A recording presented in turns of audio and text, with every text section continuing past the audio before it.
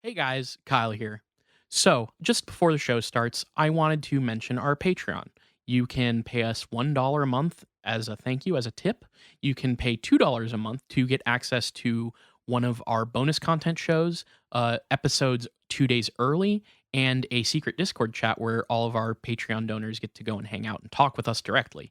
Then there's a $5 tier that you can donate to get access to a whole bunch more content. We have multiple bonus episodes on there. So please check it out. Patreon.com/itgetsweird. We don't advertise, we don't make money. So check it out and throw some money if you think that would be cool. Thanks.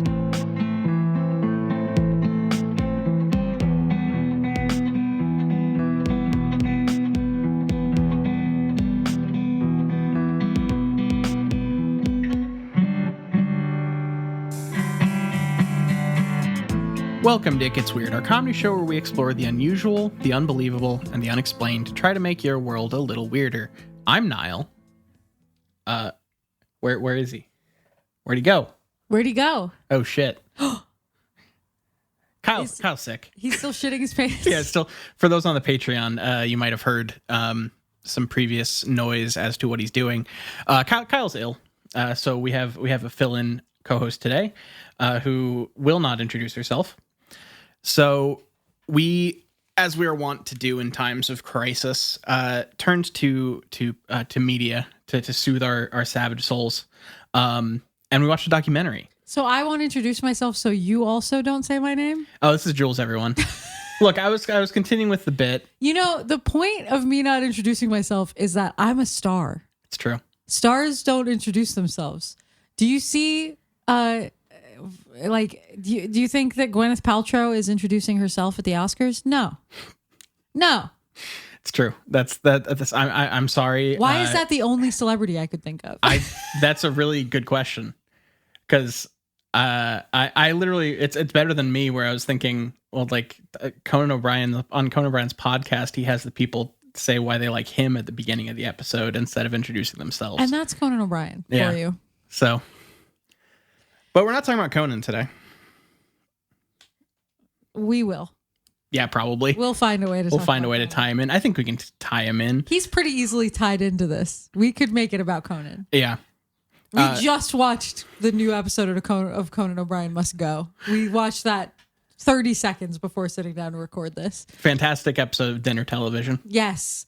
That is one of our, I love when there's a new show that there are new episodes that we can say that we can put it on while we're eating. Mm-hmm. I don't know. How common is this? Is this just everybody does that? I feel like I've known people who think it's weird that I watch TV while I eat. I think that some people are strict about that. I feel like that the weirdness about that died in our generation. I think that that was more strange in the era of the CRT than it is now with streaming. You know what I see sometimes on social media, and I don't relate to it at all? Social medias? Yeah. Is videos that are like, when you sit down with your dinner, but there's nothing on YouTube, and they're just sitting, it's just them at a table with a laptop, and they're looking through YouTube for a video to watch while they eat. I'm like, I don't relate to that at all, even though some of the stuff we watch during dinner is YouTube. Yeah. But it's always, we have YouTubes that are like TV shows, where it's like, we'll say the name of the channel, and it's the same as looking for an episode of a TV show. Yeah. I am such a TV baby. My mom used to call the TV Mother Father TV because she felt that it had a hand in raising her, and she allowed it to have a hand in raising me. I had both my parents and two step parents in the picture growing up, but TV was still Mother Father. My mom called the TV guide the guide that tells me what to do with my life. That's literally what she called it. For the kids listening that don't even know what a TV guide is, there used to be a book that told you what was going to be on TV, and they would mail it to your house. Yeah. Or you'd buy it at the drugstore. Yes. Or at the supermarket. Yes. We watched, I guess that is kind of related, because these people, it's very media heavy. It's very kind of irreverent media. We watched a documentary called J.R. Bob Dobbs and the Church of the Subgenius. This was released in 2020, directed by Sandy K. Boone. We watched it on Tubi. I think it might be on a lot of those kind of like free streaming services right now with ads. So that's what we watched. This was something that I have had on in the back of my brain for a fuck you documentary for like a while, because it seemed adjacent in a fun way, and also it seemed this is a big thing with fuck you documentary that I think that we talk about sometimes, but we bears mentioning. It's always a joy when we get to watch like what I would consider an actual documentary, even if it's not a perfect documentary. Something that is actually like a person set out to investigate or talk about this thing and has a specific take on it, and it's edited specific, like basically it's an actual documentary that's not something that is just made to fill an hour on Discovery Channel. It's not reading Wikipedia. It's not the same exact stock footage just being played over and over and over on like 3 or 4 clips of 3 or 4 people talking.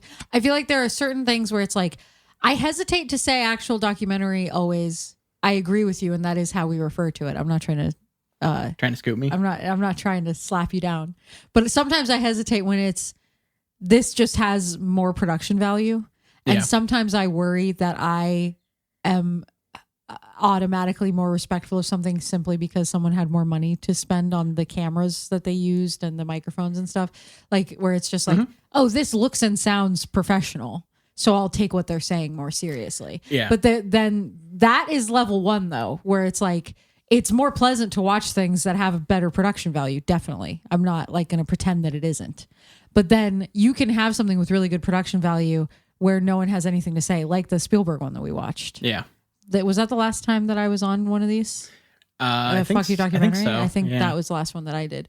And that one, great production value, dog shit. Had absolutely nothing to contribute. But this, I feel like I would call this an actual documentary. This is actually somebody's vision of a story that they're putting on film.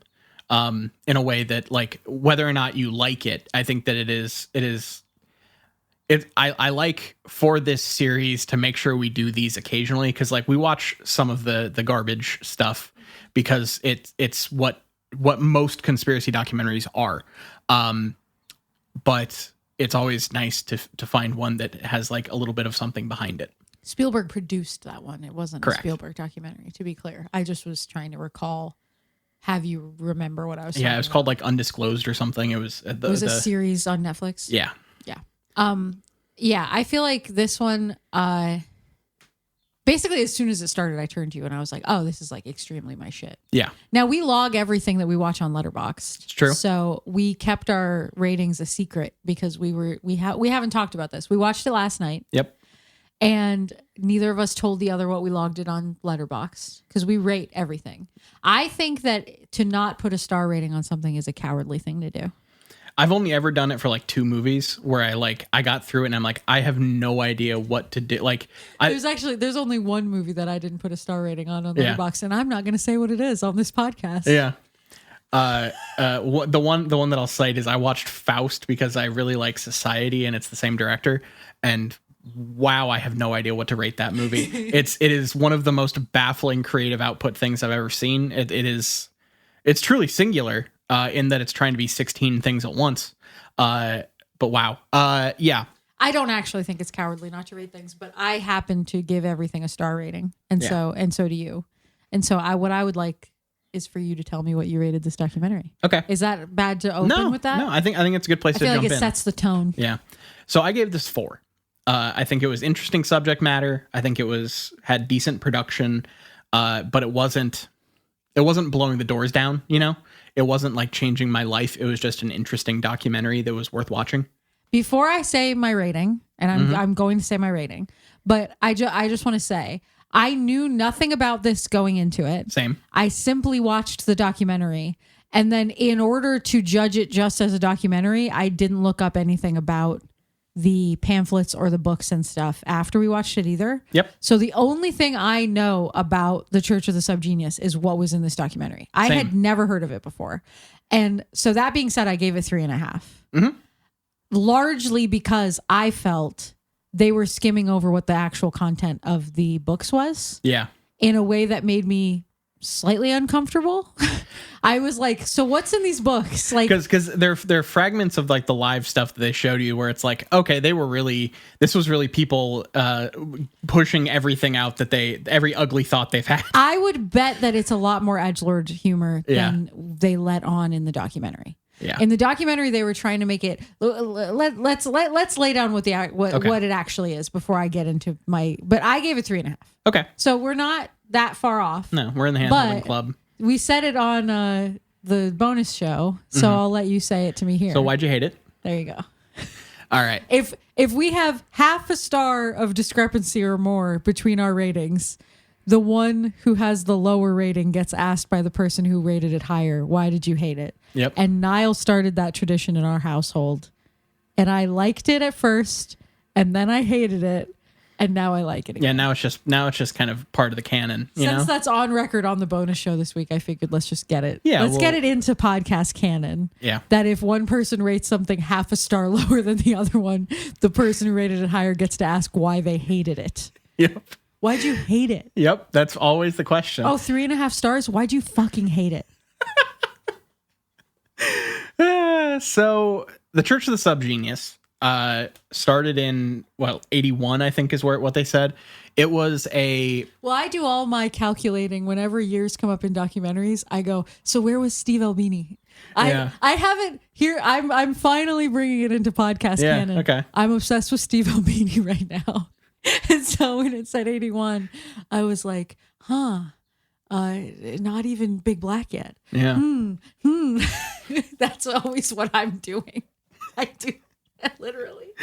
When it got to the point later in the documentary, I was like, so he'd be doing shellac right now. Like, truly, I do that with every year that comes up. Anyway, go ahead. So the Church of the Subgenius is a farcical it started as a series of pamphlets that were kind of in the vein of and riffing on stuff like the Watchtower and Weekly World News, and the other one they cited was Chick Tracts. Like, it was a lot of like conspiracy theories, aliens, pseudo-religious speak.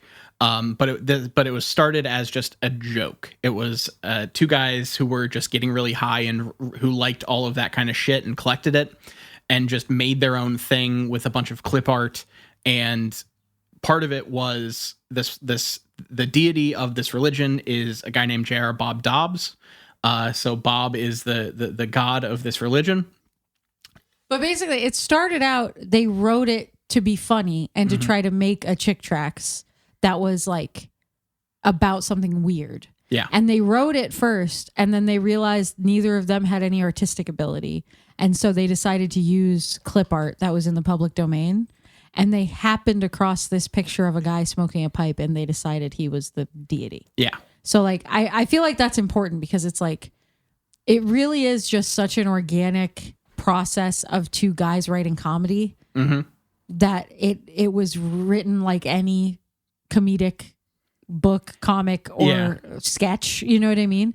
That all of the elements of it sort of just fell into place by what would be the funniest thing to do here. That was within our means.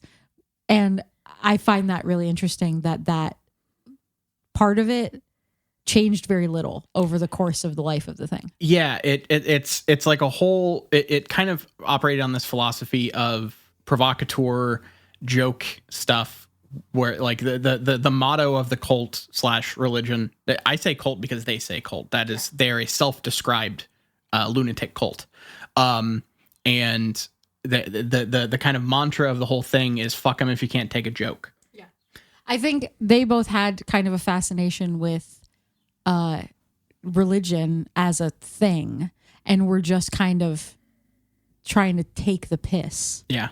And then it grows into this crazy thing. Yeah, people start like, there was kind of a almost joking like to join the church, send us $1, and then people started sending them money, and they started sending out more stuff, and like it kind of grew in this organic thing of weirdos. Send more money, yeah. We'll send more stuff. Exactly. I think about that one a lot.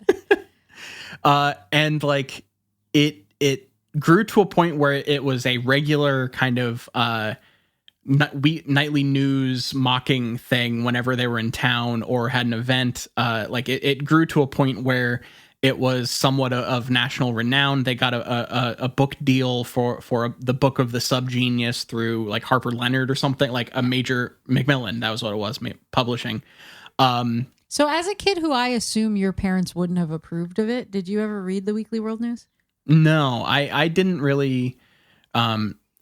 The internet kind of broke me into like weird stuff, really. My mom absolutely loved to look at the Weekly World News at the grocery store, and she would pick it up and we would like read it together and laugh about it. And she loved Bat Boy, and she loved like any of the memes of Weekly World News. My mom Hillary was Clinton's alien baby. My mom was very into it and thought it was really funny and would buy it. And Okay. we talked about Weekly World News a lot. So I was like very familiar with the steez and the aesthetic that they were going for, and the type of weird stuff that they were pulling from. It is very Weekly World News. Yeah, it's also like a thing that they eventually crossed paths with that I was thinking of from like the beginning was it's very Devo. Like it's very Yes.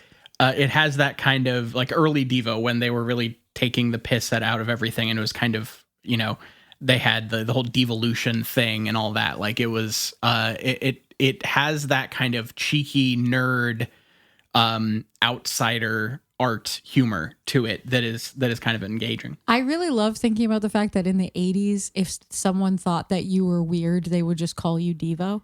Yeah. Like anyone that was even slightly outside of the norm, like bullies and jocks would be like, okay, Devo. Yeah. And I'm like, what is that now? Is there something like that a jock would say to you just because they clocked you as being weird? That's not just like A slur. a slur. Yeah. Because I just love that. I love that so much that like just the idea that quote unquote normal people just clocked Devo as being weird. So anytime they saw somebody being weird would be like, Devo, you're Devo. Like, okay. Yeah. To people who don't even necessarily listen to that kind of music or do anything related to it, you're Devo. Yeah. I honestly, I don't think I could give you one for There's right now. not really anymore. Culture we- doesn't work the way this is the thing I was meditating on a lot while we were watching this documentary is just how much culture has changed and the way death that of the people, monoculture. Yes. And I mourn that a lot. I feel like I was born to thrive in a monoculture. I think that I am like the way my brain works is like when I see stuff about how they were doing stuff in the 80s and 90s, I really am like, I was supposed to be doing that. I know people say I was born in the wrong generation. I don't genuinely mean that, but I do. I think I was supposed to work at Blockbuster. I think that I was supposed to go to like envelope stuffing parties. Yeah, there was a scene where they were getting together to put together all these like mailings and stuff, and they had this shot of people stuffing envelopes Just and all making sitting all this around a stuff, table with a big stack of papers in the middle. and someone and had a camera and everyone was doing bits. Everybody had a stack of envelopes and they were just doing these 3 papers go in the envelope and then you seal it. And I was like, I was supposed to do that. That's what I'm supposed to be doing. And instead I live and I'm on the internet. Instead I have Instagram. And I think that's wrong. I also just think, and I say this constantly, and I think I sound like an asshole to some people maybe, but things are progressing way faster than human beings have the capacity to understand. I think like all technology, we're updating it too quickly and humans can't even comprehend it fast enough before we have another update to it. And I don't just mean that about the internet or computers. I mean that about literally all technology. We have been moving too fast since like the 60s and it freaks me out. I'm scared of technology and I do not think that human beings understand the power that they wield, and I don't think that we should have it. Fair. The amount of power that we have. All right. It So freaks you're me kind out. of a Luddite. I think you should have to stuff envelopes Okay. a little bit. Okay. I just think we don't get it. Yeah, I like it. I do think a lot of people don't understand what they have. Like We don't get it, but we have it. Yeah. And that's a lot. That's weird. Yeah. I don't disagree. How many millions of years did it take for whales to turn into whales instead of being the things that walked on land? I sound like an idiot right now, but I don't even care. I'm just saying, like, we need more time. We Yeah. need to digest it a little bit more, and we Yeah. don't get the time. No. And that freaks me out. Because it's gonna be HBO Max again soon. Oh God. Exactly. That's exactly the kind of shit I'm talking about. This is why I really liked this documentary, though, because like I know part of the thought process that gets me there is like a harmful thought process. Like I get what is wrong with it even as I'm saying it, but I still feel that way. And so when I watch some stuff like this, I really do just get this like kind of weirdly nostalgic for a thing I didn't live through feeling where I'm like, I was supposed to be there. Yeah. I was supposed to be there. And All right. instead I'm watching this on Tubi. Yeah. Poob has it for you. Poob has it for you. Yeah. No. I do think that there's like a certain romance to something like this. Like this is very much a rose tinted glasses documentary on this thing. It is trying to kind of put it up as this aspirational sense of community to outsiders. That like what's really funny is if you look on Letterboxd, half of the reviews liked it and were in the kind of range that we were, and then all like I remember there was some other ones that one was like, you know, this might have been kind of cool, but it was really cringe watching all these people fawn over it. I literally saw one that was like a 1-star review that said like, fuck these old fucks. And I was like, it's such a harmless documentary. I was so shocked by the idea that we would have that much of a vicious kind of like, we're that pissed off at the people in this documentary. Because to me, none of them said anything that crazy. Unless there were like maybe 3 people that I sort of went like, and I was like clutching my pearls at shit that they were saying. As long as you but the main 2 guys never. No, as long as you take it as intentional edgelord provocateur kind of stuff. Because like that was what made me think that maybe the actual content of the thing would upset me more than this documentary. Yeah. Because the documentary definitely feels sanitized. They only ever show the first pamphlet in terms of actual content. Yeah. Everything else is very cherry picked, and it's just people vaguely talking about their memory of it. Mm-hmm. But the kind of people that liked it, like I'll just say the 2 biggest celebrities that they got to talk about it are Nick Offerman and Penn Jillette. Yeah. And they're edgelords. Yeah. That's 2 edgy people who are like in the 90s would have been very into something being really offensive. Correct. So like I have a feeling the content of this thing is more offensive and than Linklater as well was also in there. Director Richard Linklater is in there, and who created the movie Slacker, which one of the big principles of the Church of the Subgenius is the conspiracy is trying to take slack away from you. And what does slack mean? Things you like, effectively. And they refused to define slack, which I really liked too. Yeah. This is what I mean, though. It's a pure absurdism. Like we're dealing with the kind of thing. Like this isn't something that you may know, but for listeners of the podcast, this very much feels like the Illuminatus trilogy, where we're trying to put everything we've ever heard about conspiracy and religion into a blender and create this kind of zany, absurdist kind of plot line through it and belief system out of it. It has that kind of vibe. Yeah. I was raised by my mom and I are really, really close. And when I say I was raised by someone, I am mainly talking about her.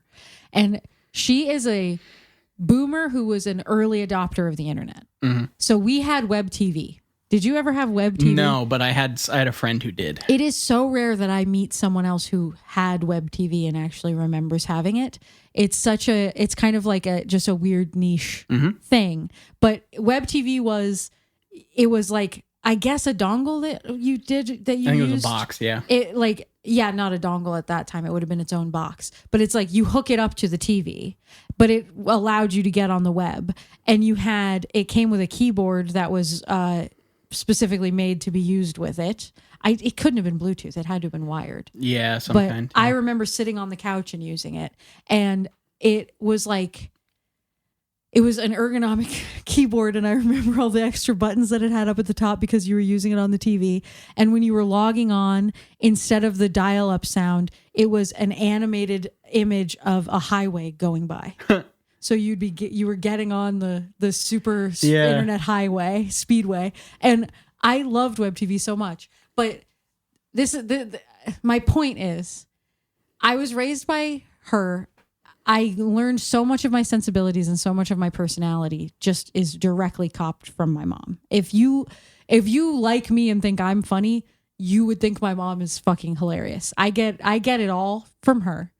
And I felt so much watching this that I was just like, oh, this is the culture. This is the thing that my mom was steeped in. Yeah. I still haven't asked her because I didn't want her to tell me anything about it. So I'm going to ask her when we're done recording. I was trying to stay totally just what the documentary was. I might look into it because this might be, I could probably do an actual It Gets Weird episode about the Church of the Subgenius. Yeah. And so I'm saving the actual I feel like there's a lot of that. potential here to Yeah. learn more about it. And I would even read the book. I'm like curious to learn more. The documentary definitely piqued my interest, but I just feel like I was steeped in the culture of she would have gotten along with all those people. Yeah. She could have gone to all these things and totally fell in with that as a vibe and as a sense of humor and as a thing. But I feel this is the thing. I really suspect that there are parts of it that just aren't that funny. Yeah, here's the thing. Because I feel like my mom would have definitely liked this if it was funny. Let me just And I've never heard of it. let me just rattle off a couple things about them that are revealed throughout this documentary so that we can kind of set the tone a little more about what you're talking about. A thing that I think is very funny is they say, of course, we had to have schisms within the church because it's not a real church if it doesn't have schisms. And the two main sects that came out of this are the evangelicals, because one of the guy that started it had the alias Ivan Stang, Reverend Ivan Stang, and then the other ones were the Holocaustals. And the Holocaustals were the more fanatical faction that instead of wanting to just down with the normies, they wanted to murder all normies. The guy that was the leader of the Holocaustals was Father. It was Papa Joe Mama. Papa Joe Mama. There you go. And he basically, every time I cut to him, he was like, yeah, it was kind of my job to make people scared of us, and would start and self-appointed, by the way. Oh, yes. He Entirely decided this. self-appointed. This is what was really interesting to me is like how little structure there actually was to it. So it started out as this pamphlet. These two guys were doing it on their own. Because people started sending them money, it kind of grows into a bigger thing. One of them is working a steady job and the other one isn't. So he starts really pouring all of his time and energy into building the Church of the Subgenius. Yeah. So then they started having these in-person meetings and it grew very kind of organically.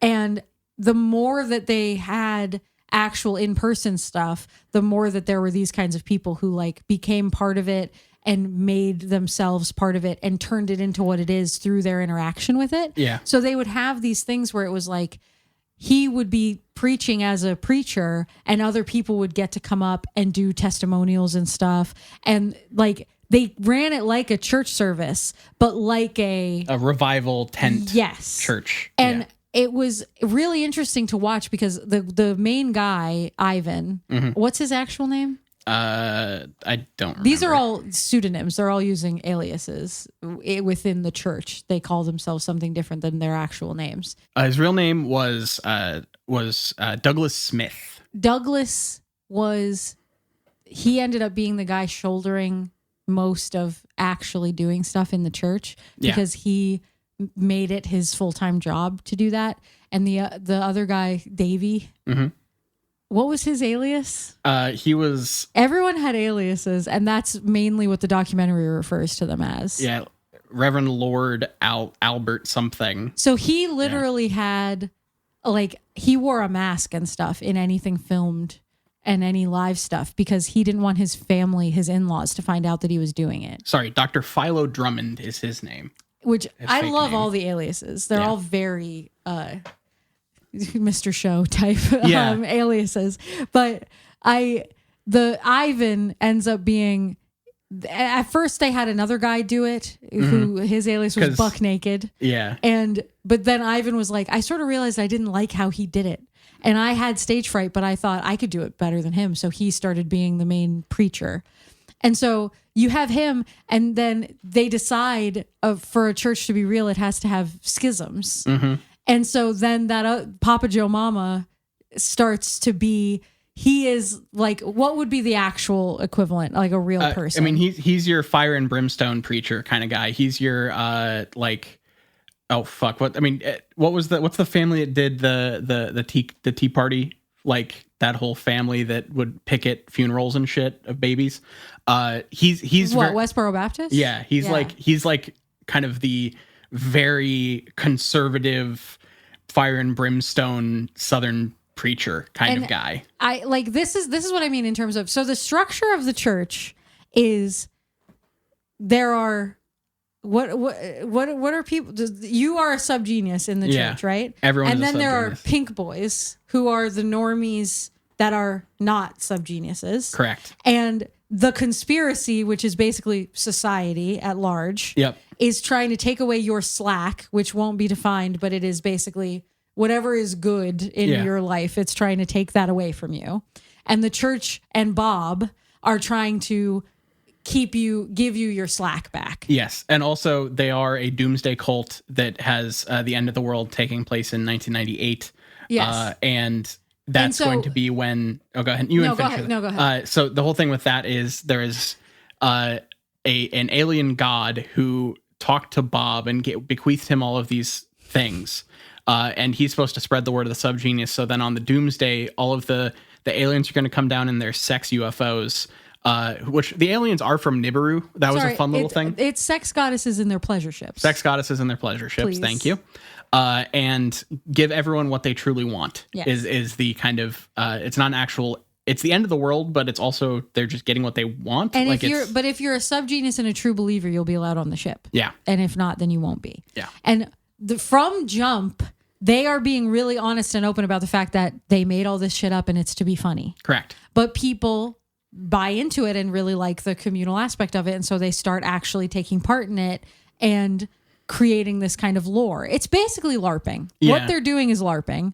These people who are getting together and sending the money and stuff.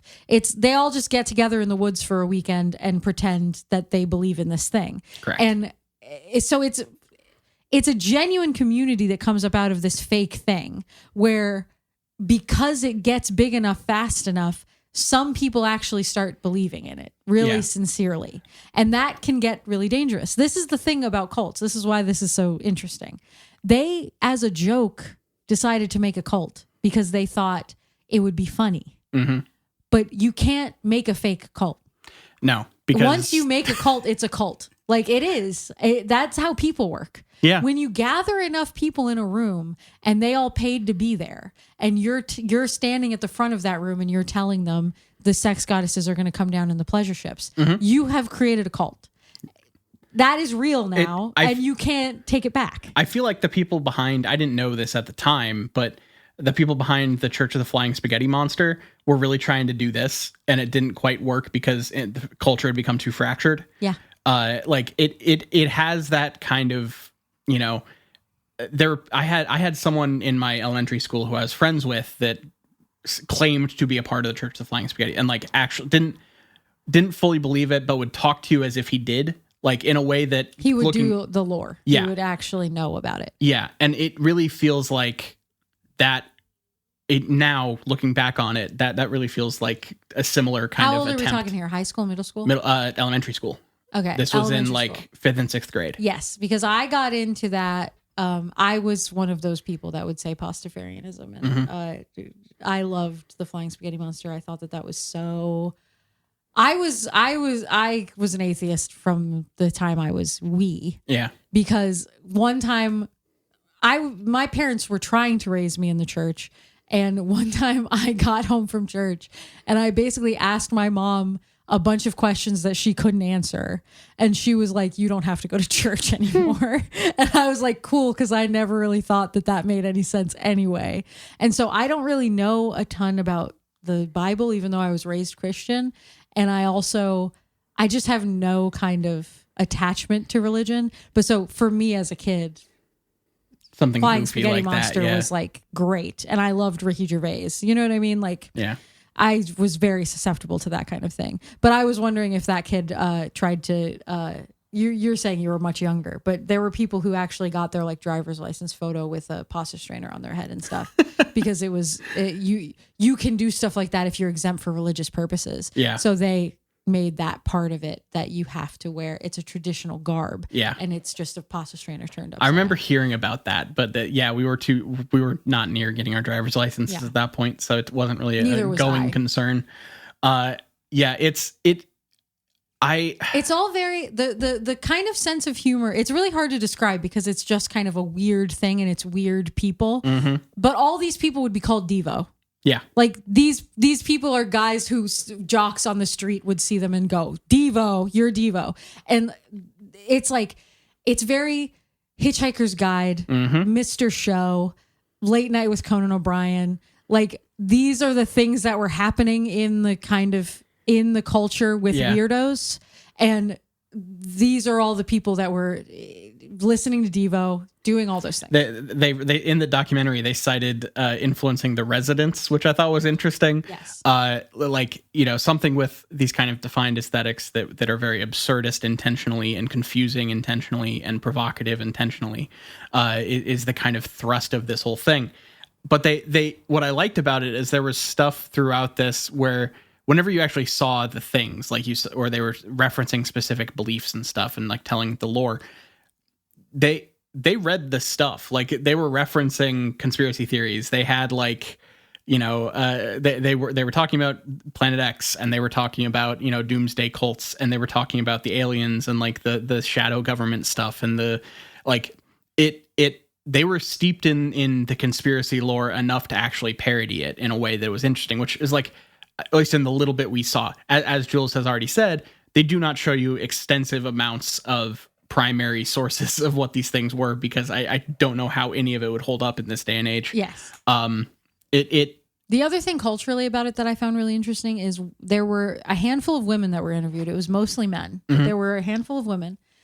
This is something I find interesting about. We've been watching a lot of music documentaries lately that are mostly about stuff from like the 70s is the earliest we've been going through the 90s. Like we're in that kind of pocket, mostly with kind of underground DIY music. Yep. Of various genres. And I feel that this is a trend amongst all of the stuff that is based around pop culture in that era. It's mostly men talking. Yep. And then there will be, if a documentary is worth even half a damn, there will be a little section where the women get to say, and also there were women there and we were there and this is what we were doing as women. And in this documentary, this very rarely happens. The woman that was talking about what it was like to be a woman in this group at that time explicitly said it was a boys' club and that was what was appealing about it. And I wanted to be in it because it was a boys' club. Yep. And that is such a, I feel like, of course, that is still happening now. There are a lot of things like that. And there are a lot of women who think of other women as being their enemy and that it's cooler to get to hang out with the guys. And you let yourself be completely objectified and treated like shit because you get it and you're in on the joke. And I feel like it was so interesting to just hear a woman straight up say, the thing that I liked about it is that it was male dominated and that I was there. And then it cut to a clip of her at one of these revival things, calling it, she said, the Church of the Subgenius is nothing less than patriarchy passed through a cheesecloth. Yep. Which is such a good way of putting it. And I immediately was like, I love you, like hearts in my eyes. I love women. I love they cut to another woman after that shortly where that went up and was like, I used to be a wicked woman and then I saw Bob and he's saved. Like, yes, fully just committing to the bit in a way that I very much enjoyed. And there's the redheaded woman that kept cutting to her and it was showing her at all the events throughout it. And she was at the most recent one when the documentary was filmed. And she was always dressed in this way that certain women dress when they mostly do male dominated things. I'm not taking a dig at her at all, but I have no idea how to describe it. But she's very provocatively dressed, has her boobs out all the time, but in this very kind of high femme, high fashion Elvira kind of way. Yeah. And that is such a type of woman that I've always loved. I gravitate when I go to a thing and I see that woman standing in a circle of men who are dressed like shit and look like shit. And then there's Elvira. I'm always like, I love you, girl. You're great. And I always had female friends. I was never a person who only ever had male friends, but all of my every period of my life is marked by the fact that mostly I hung out with boys, and I absolutely let myself get treated like shit in order to that was the toll that you would pay in order to hang out with mostly boys. I truly I was treated like shit all through high school by my friends. Yeah. I wasn't bullied necessarily. I was bullied, but the bullying never really bothered me. I got it way worse from the people who were supposedly my friends. Yeah. And that's what it's like to be a girl who wants to hang with the boys. That's what it's always like. And so with this too, I was kind of picturing, I was like, I bet that these pamphlets are, especially the fact that it's sex goddesses that are going to take you on the pleasure ships. I was like, these are definitely really misogynist. Oh, yeah. But the whole thing is fuck them if they can't take a joke. So the second that you try to bring up, hey, maybe that's misogynist, they would say, well, the whole point is that it's a joke. And they kept falling back on whenever something provocative would be said, a lot of times Ivan Stang or one of the other people would talk about, I don't expect other people to believe the things that I believe, but everyone should be able to laugh at it. It's this very I was just we don't take suspicious. any credit for anything they say. So this is one of those things that I'm sure as soon as I actually start reading primary sources and looking at people, this documentary is made with a love of the Church of the Subgenius. Once you step outside of that, I'm sure there's going to be it's more complicated. Plenty of stuff that is more complicated than that. But I right now am very steeped in Steve Albini stuff. And so I am so attuned to this idea of what it was like to be an edgelord in the 80s and 90s, and then how you have to kind of grow out of that as you get older into the 2000s if you were one of those people. And so it was really interesting watching this because I was like, oh, you all were basically writing for forced exposure. Yeah. You know what I mean? Yeah. I have so much of the language of it, but none of these people made as much of a turnaround as Steve Albini did to say oh, I was like a piece of shit back then. All the shit that I said sucked shit, actually. These people all are kind of standing by it. And I was actively contributing to a bad thing, yeah. But these people, you can tell, are all standing by it in a way of well, if you don't get it, then you just don't get it. Yeah, there was so much of the sentiment of you either get it instantly or you don't, and you're not going to. It's very much one of those immediate smell test things that if I have to explain it to you, then you don't get it. Yeah. And it's maybe we could talk about it a little bit. And that's the thing. Okay, that when we there comes a point in the documentary where it's told mostly the story of the main era of the Church of the Subgenius, and it starts to kind of get into these kind of real world things as society has progressed, including but not limited to Columbine, the September 11th attacks, and then the rise of the Trump presidency. And I think that it starts to ask the question, is this stuff actually funny to joke about in a way that I think is, worth talking about? I don't think anyone in the documentary fully came to an actual conclusion on that one. The first thing that happens is they say that after Columbine, they already had a pre-planned event that they were going to do. And Papa Joe Mama called into, was it literally NPR? It was an actual news radio thing. And he called in representing the Church of the Subgenius and started saying, these guys that are running that event, they're monsters. How could they do this soon after Columbine? And he actually whipped up fervor about it, and people boycotted it, and they had to cancel it. The city, wherever it was, I don't remember the venue refused to let them, but wouldn't let them come. And he very legitimately and played it very straight on the radio, fully in character as Papa Joe Mama, and talking about Columbine right after Columbine. Yes. And it cut to Doug talking about it, Ivan talking about it. Yeah. And he was like, I don't think that was cool that he did that. Yeah. But I was kind of like, you still are responsible for the fact that he did that though. Like, I don't know how to tell you this, but you created that guy. Yep. You are the reason he's doing the shit that he's doing. And in every interview that Papa Joe Mama gave for the documentary, he was talking about how like the whole point of art is to be provocative and you should be trying to upset people basically. Yeah. Like that's good and that's what makes art good. And I think that there's a legitimate viewpoint to that. Like I'm not one of these people who's trying to like, I think censorship is worse than being offended. Yeah. That's generally my viewpoint. And so I don't think it's a thing where I would say he shouldn't have been allowed to do that. That's fucked up in that way. But like he does have to live with the consequences of the fact that he did that. Yeah. And there were real He chose people to that do were that. affected by Columbine that he decided to treat them that way. Yeah.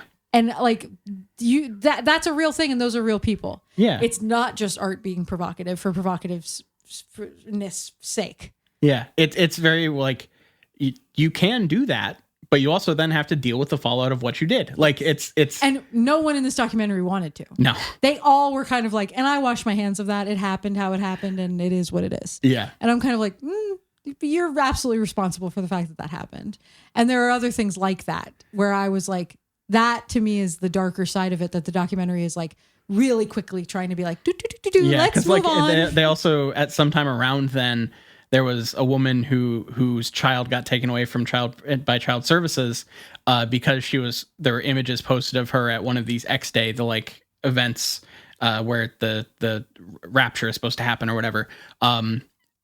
She was really fucked up. Because she was tied into the Church of Subgenius, she had her child taken away. That is so exactly. That's one of the most rotten things about America. Yes. Is that type of thing where you can literally have your kids taken away for going to a joke event one weekend. You know what I mean? We're going to like an elaborate comedy show. God damn. Yeah. That type of shit is so rotten and horrible.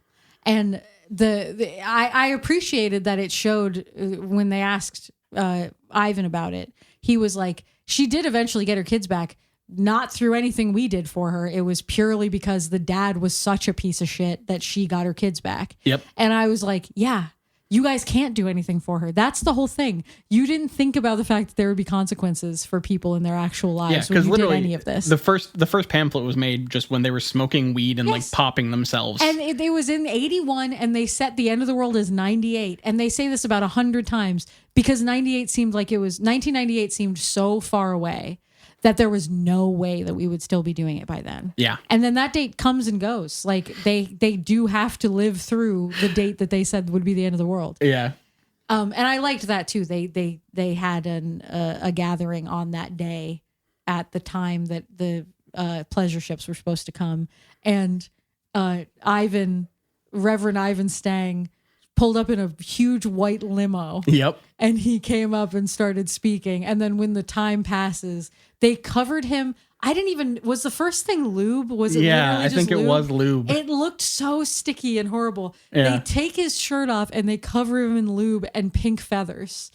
And he's like naked and he's been lubed and feathered. Yep. And that like Papa Joe Mama is the one like leading the charge against him because he's the head of the other sect. Yeah. And like, this is the thing. It's like these people, whoever shows up gets to decide what this Church of the Subgenius is about. Yep. Whoever's there decides what it is. So Papa Joe Mama was always there. Yep. So he decided what it was. And that is it's so interesting because I don't think that Doug seemed that into whatever Papa Joe Mama was doing. No. He wasn't that interested in the actual ideology of an anti, like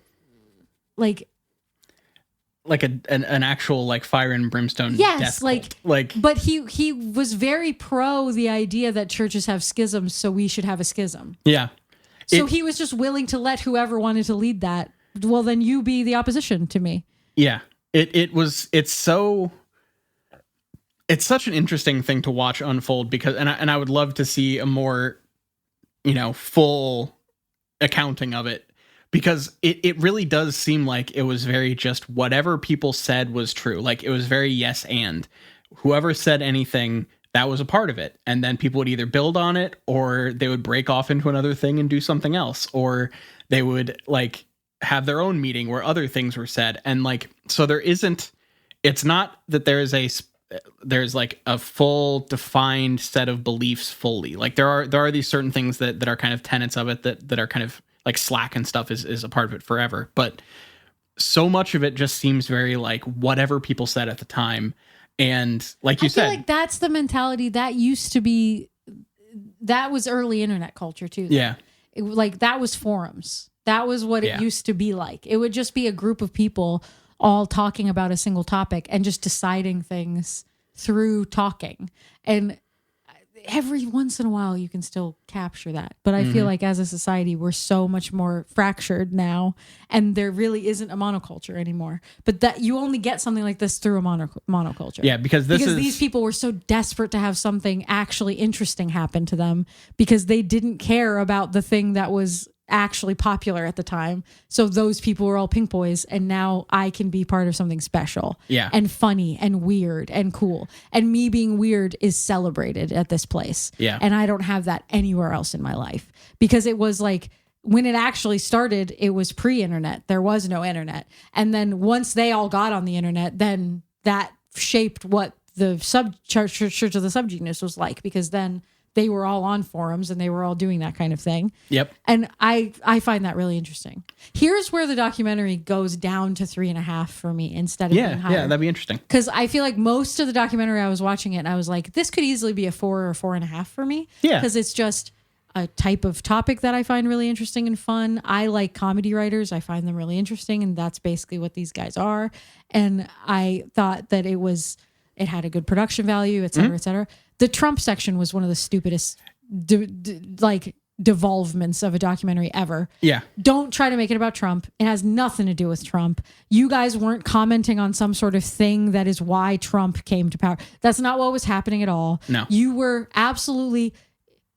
Reagan and Bush are why you guys were the way that you were. It has nothing to do with Trump. I get how you are drawing a line of pink boys and the conspiracy and stuff is how you get somebody like Trump, and the way that Trump talks is the thing that we were making fun of, and we never thought that would really happen. Yeah. And now it's happening.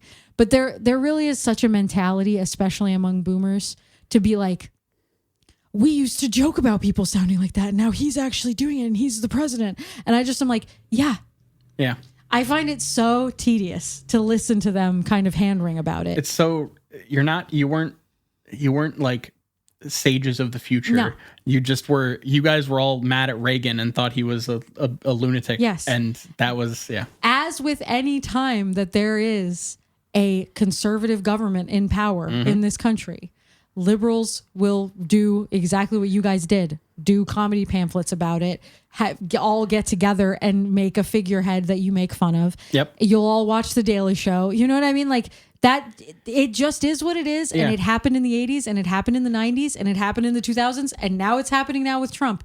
It's not the Trump part of it. They never actually connected the thoughts. No. They didn't even know why they were including they just Trump. said It just was 2020, so they had to include Trump. And I found that really lame. Yeah, it wasn't an Just from a actual filmmaking perspective. It really is one of those things where it's like science fiction is not about the future, it's about the present. And the Church of the Subgenius is not like prophesying 2020. It is commenting on the 80s. That is what it is, and it's not anything more than that. And it like I think that they do give a bit of an outsized, even outside of just the Trump stuff, they give a bit of an outsized level of influence on the larger culture that this thing had, as far as I can tell. Because like I don't think they invented a lot of the things that they're doing, and I don't think that they are the only ones that were doing those things. And to be fair, I think the documentary was doing that a lot more than any of the people who were interviewed for the documentary, which I found really interesting too, because I was like, why are you trying to put it on these people who in the interviews they're giving are explicitly saying the thing that was great about it was how niche it was. It never really got that big. If it had gotten that big, it wouldn't be what it is. Yeah. The whole point of it is that it was special and you had to be weird to be in on it. So if it was popular, it would defeat the purpose. They were very aware of that. And so I felt weird that the documentary was trying to put this thing on it of like, it was this huge thing and it had all this influence and all these things mattered about it. It's like, no, it mattered a lot to about like 300 people. Yeah. There really weren't that many people. Yeah, doing I think the largest event they had that we got a number count on was they filled a 900 seat theater like for a night. For 2 nights. 2 nights. Yeah. And but a lot of the people were there both nights. Yeah. But so it was probably a couple thousand people. Yeah. Total over the course of many, many, many years. Yep. And at its height, it probably had even slightly more than that once they started accidentally getting people who didn't actually get that it was a joke. Yep. Because then you get a lot more people that way. But it's just like, I would have liked the documentary a lot more if it didn't have any of the Trump stuff in it. Yeah. I think that dated it so much to the fact that, oh, you made this in 2020 and you're using all this news footage, especially the footage that they were using of Trump. I was like, I'm living through his second term right now. Yeah. You guys sound like fucking idiots to me. This came out in 2020 and I'm in the second Trump term right now. And you're showing the picture of him with the fucking orb. Yeah. You have no idea what the fuck you're even talking about. It just ruined it. I was like, this could have been a really good documentary about the Subgenius. Mm-hmm. And then you tagged on 30 minutes at the end about Trump. And you had everybody in the documentary talk about Trump. None of them know what they're talking about. No None of them no have one really have anything- anything to say. Yeah. So just don't do that. Yeah. I would agree. The filmmaker thought they had something there and they didn't. But I will. Okay. One more thing that I want to bring up that I thought was maybe my favorite detail of the entire documentary was at the first like big event they had and at that theater at the beginning of the show, Bob actually came out on stage and then immediately Ivan Stang came out with a gun and shot Bob dead on the stage. It wasn't Ivan. It was Papa Joe Mama, wasn't it?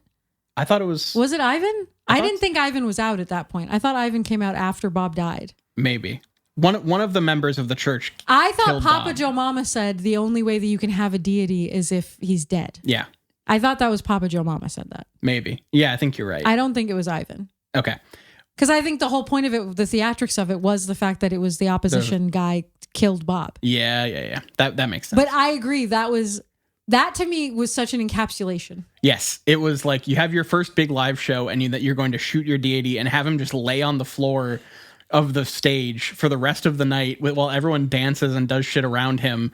And like then and they kept going. Yeah, no one seemed worried. No cops cared. No one ever questioned that this was just like a silly thing that happened. At that same event, they had a thing where they had a plant in the crowd.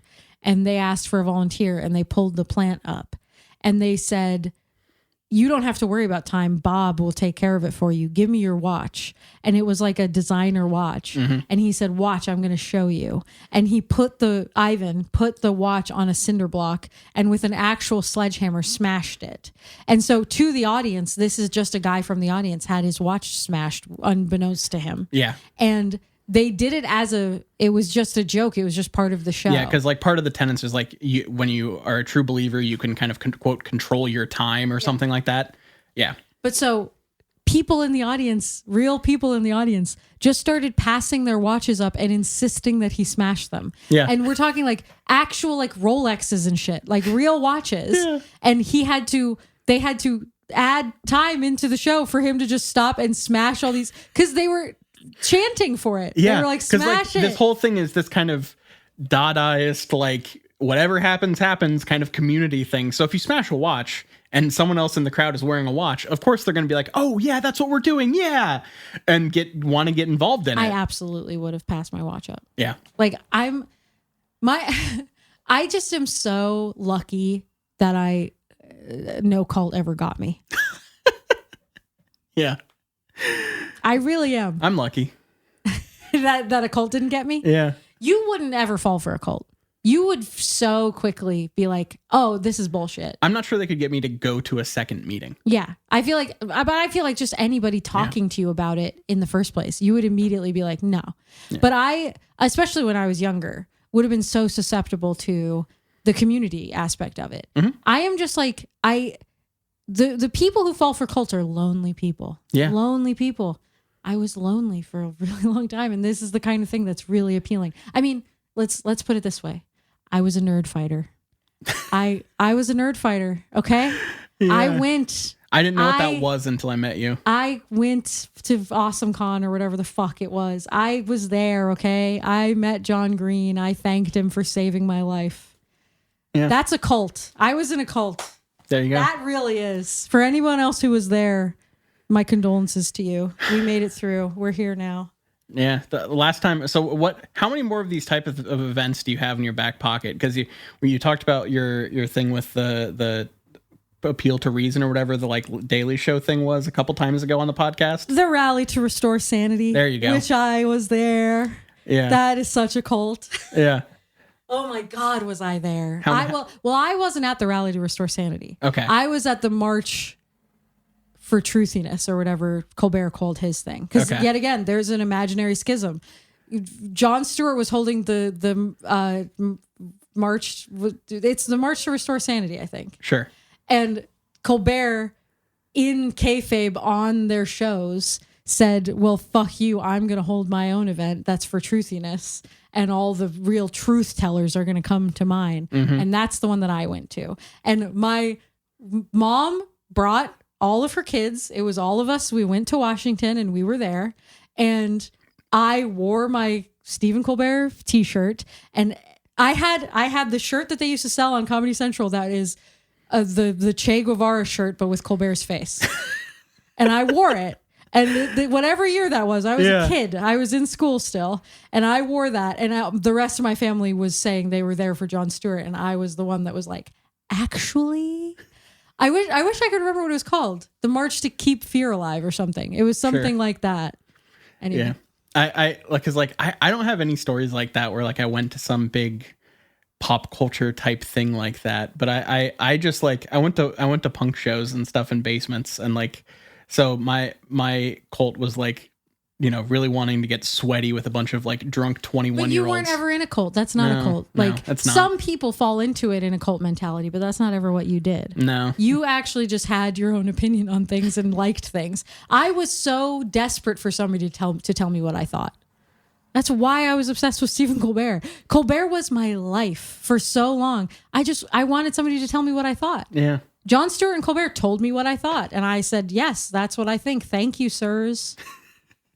And now I'm fine. Yeah. Now you're totally eyes darting back and forth, right, guys? Yeah. I'm fine now. All right. So, are there any final things you want to talk about this documentary, or we're pretty much wrapped up? I'm done. Yeah, I think Stick a fork in me. I think I think we said this, but two members of Devo showed up to their like failed convention, which I thought was interesting. Like there were a couple people like that popped up throughout it that I thought was kind of interesting. Like it did feel like there was at some point weirdos did flock to this thing. Like it felt like it was something for a while. It was getting covered on the news and stuff. Yeah. Like it definitely did happen.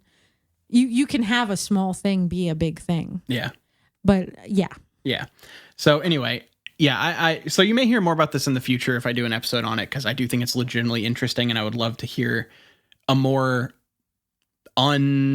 rose-colored glasses version of this story. So that might come in the future. But for now, that's our bit on the Church of the Subgenius. May you find your slack. So I guess I should probably take care of business. Do you have any business? We didn't do the only. Isn't there a rule on these? Oh yeah, there is. Look, you're supposed to be the host of this. Here's the thing. This is one of the like split second decisions that we made for canon that I truly don't know what to do with half of the time. But it's going to be in the title of the episode. It is. So I have to do it. So in you have to say how you would inflect "fuck your documentary" in response to this documentary. You have to go first. Yeah, I know. So here. Let me prep myself here. Fuck your documentary. It kind of falls off. I was going to do an extremely similar thing. Oh shit. Most of my emphasis was going to be on fuck. I was going to flatly fuck your documentary. Okay. Yeah. That's exactly what I was going to do. And Yeah, then I mean, you did it, and but you- with a trailer. Yeah, which that mine's kind of going for the over the runtime, it loses steam, and you were just kind of, that's a very 3.5 star fuck your documentary. Yes. I feel really strongly that it is worth watching. Mm-hmm. And I think that this is an interesting topic, regardless of if they whitewashed it. Mm-hmm. And we watch a lot of music documentaries, and we partway through it now we've gotten really good at recognizing really early when it's happening. But there's a certain type of documentary that's genuinely trying to document something, Mm-hmm. and then there's a type of documentary that is trying to bury something, and then there's another type that is trying to mythologize something. Yes. And you can get about 10 minutes in, sometimes earlier. Yeah, sometimes to it's like the- first frame. To the mythologizing kind, and you go, oh, we're lying, we're telling white lies about this in order to mythologize the subject matter. Yeah. And that's what this was. So I could be dead wrong about it, and maybe it is horribly offensive and I hate it. You know what I mean? And Yeah. I would be mad that this documentary was mythologizing it the way that it did. But I was trying to just take it as the documentary, and just watching it, knowing nothing about it, it was an entertaining documentary. It was interesting. It was documenting a period in time that I love to see people's home videos of. Yep. And so I really liked it. I would agree. And yeah, there were 2 members of Devo in the old footage and in the new footage. And that's always a plus. Yeah. And you can always tell, I always love when most of them were like single talking heads, but then they had stuff where the members of Devo were actually in a room with Ivan Stang. And it's like, oh, okay, so those people actually do have some sort of camaraderie with each other, and they don't actually hate each other. Because there were some people that didn't really appear on screen together, and I'm always curious about that. All right. I think that will actually wrap us up. So let me take care of some business and see if I can do this without Kyle. So if you want to follow us, we're on Twitter at IGW Podcast. We're also on Blue Sky at itgetsweird.bluesky. We also have I think it's B Sky over there, isn't it? In the Maybe. handle. if you look up just It Gets search Weird, It it's Gets there. Weird. It'll look like it looks on Twitter. Yeah. And if you look at Facebook, it's facebook.com/itgetsweird. Kyle streams on Twitch at twitch.tv/itgetsweird. And we have patreon.com/itgetsweird, It Gets Weird, where we have multiple tiers with different bonus content. So if you sign up for a $5 tier, you get bonus content every week. If it's a $2 tier, it's every other week. Lots of different shows going on there. And also, we're on all your favorite podcatchers. If you listen to podcasts somewhere, look up It Gets Weird, and we're almost certainly there. I think that's basically everything. So thank you, Jules, for joining me on this podcast. And we really thank you, everyone, for listening and supporting the show. This has been It Gets Weird, and I've been Nile. Bye, losers. Peace.